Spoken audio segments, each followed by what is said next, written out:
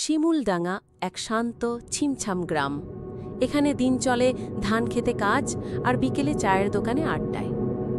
এই গ্রামের একপাশে আছে বিশাল এক বাগান, আর সেই বাগানের মাঝখানে দাঁড়িয়ে আছে এক পুরনো বিশাল বটগাছ, যেন গ্রামের নীরব পাহারাদার। প্রতিদিন বিকেলে বটগাছের নিচে জড়ো হয় কয়েকজন কিশোর। তাদের হাসি ঠাট্টা গল্পে জমে ওঠে গাছের নিচে সেই ছোট্ট দুনিয়া। আজকে আমি এমন একটা গল্প বলবো, শুনে তোমরা ঘুমাতে পারবে না। সেই দিনের আড্ডায় হঠাৎ উঠে এলো এক পুরনো বাড়ির কথা। বাড়িটার অবস্থান গ্রামের সীমানার ঠিক বাইরে, জঙ্গলের ধারে, ভাঙাচোরা। অনেকদিন আগেই মানুষজন ছেড়ে গেছে। ওই বাড়িটা আমি অনেকবার দেখেছি রে দূর থেকে, কিন্তু ভেতরে ঢোকা হয়নি কখনো। এবার যাব, নিজের চোখে সব দেখব। বন্ধুরা সবাই চমকে গেল। কেউ বলল, পাগল, ওই বাড়িতে নাকি রাতে আলো জ্বলে, কেউ নেই তবুও জানালা দিয়ে চোখ দেখা যায়।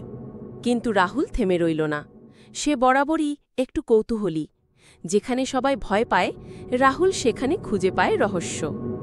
সেই রাতেই সে ঠিক করল যাবে ওই বাড়িতে, দেখবে, খুঁজবে, জানবে। সবাই ভয় পায় বলেই সত্যি চাপা পড়ে থাকে। আমি জানব ওখানে কি আছে আসলে। রাহুল ব্যাগে ভরল একটা টর্চ, একটা পুরনো ক্যামেরা আর একটা খাতা। চুপি চুপি ঘর থেকে বেরিয়ে পড়ল। চারপাশে নিস্তব্ধতা, শুধু পায়ের নিচে শুকনো পাতা মজমজ করে শব্দ করে উঠছে। এত চুপচাপ কেন চারপাশ? এমন নীরবতা তো আগে কখনো টের পাইনি। ঘড়ির কাঁটা তখন রাত 12টা ছুঁই ছুঁই। রাহুল পৌঁছালো সেই পুরনো বাড়ির সামনে।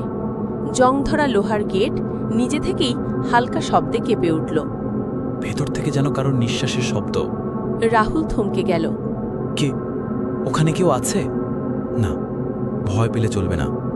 আমি এসেছি জানার জন্য, পালানোর জন্য না। এক পা করে বাড়ির ভেতরে ঢুকে পড়ে, আর তখনই একটা জানালা